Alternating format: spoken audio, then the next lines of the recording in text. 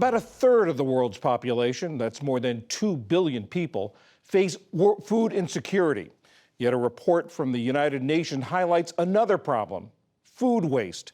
The UN said people throw away enough food to give each person facing hunger around the world more than one meal a day. Ali Rogan has more. Over 1 billion metric tons. That's how much food the United Nations Environment Program says went to waste in 2022. That's nearly a fifth of all food produced across the globe. It's an estimated economic loss of over $1 trillion, and it amounts to 174 pounds of food per person per year. On top of that, when waste sits in a landfill, it creates methane, a harmful greenhouse gas. Food waste generates 8 to 10% of global greenhouse gas emissions. If that were a country, it would rank third in the world, behind only China and the U.S. Dana Gunders is the executive director of ReFed, a national nonprofit that's dedicated to ending food loss and waste. Dana, thank you so much for joining us. What do we know about the parts of the world where all this food is being wasted? Yeah, I mean, what's interesting is that there's really not one part of the world to point to as the main culprit. It truly is a global problem. And the data in this report confirms that the food waste it's not just a rich country problem. And that's new because historically there's been a narrative that in lower income countries, most of the food is lost on its way to market because they don't have a way to keep it cold and it spoils. And in higher income countries, it's more lost in our homes or in stores and restaurants. But that characterization is being flipped on its head. So you just mentioned a lot of the assumptions about where this food waste comes from. This particular report only started coming out in 2021. So is the issue here that the assumptions were once true and no longer are, or is it that we just didn't have the information to tell us where this waste was coming from?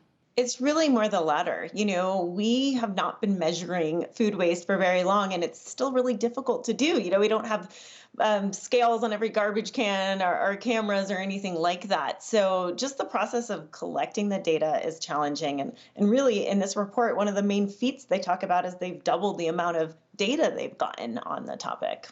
Let's talk about who's wasting it. Where's this coming from? Households, individuals, restaurants? Well, certainly it's happening across the board, but households are actually the largest segment of food going to waste. And that's true in this report from the UN. It's also true right here in the US. That's everything from the science experiment in the back of your fridge to maybe making too much food and scraping your plate into the garbage can. In the U.S., we're about average. We're actually a little under average when it comes to our household waste. But when you look at the food service, which is restaurants and university cafeterias, anything eaten out of home, there we have about twice as much waste happening as in other countries. I think the other thing we've seen is that in relative terms, the cost of food has gone down since, several decades ago. We might go to the store and 5 or 10 cents could sway us to pick one product over another, but then we get home and that math kind of goes out the window, and when we throw away $3 worth of cheese or something, and it's just not quite enough for us to be paying attention to for some people. And that's true for businesses as well. When we look at restaurants, for instance, oftentimes the labor is a much bigger cost than the food. And so it makes sense for them to do things like, say, serve really big portions so that they can charge more to cover their costs. How linked are the issues of food waste and food insecurity? In other words, if we were to cut down on food waste, would it get to addressing issues related to curbing hunger worldwide? The root cause of hunger is not that we don't have enough food. We have enough food in the world to feed everyone on it. And so hunger is really a challenge of income and poverty and distribution. So at its core, solving food waste will not solve hunger, but what it can do is it can provide more food into the emergency food system. If we were to cut our food waste in half, that could add about 4 billion meals into the emergency food system here in the U.S. There are some bright spots in this report. One of the things that was mentioned is that Japan actually has reduced its food waste by 30% since 2008, 31% actually. What's being done right on this issue, and what can other countries learn?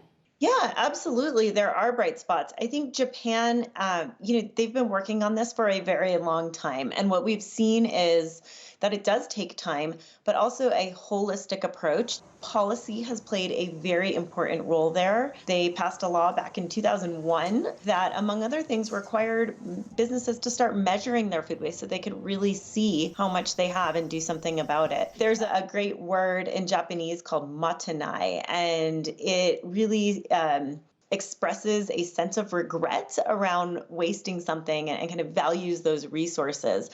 And so I think culturally, they've had a mindset of conservation and efficiency built in, and it's certainly something that we could learn from here. Dana Gunders, Executive Director of the national nonprofit ReFed, thank you so much for your time. Thank you so much for having me.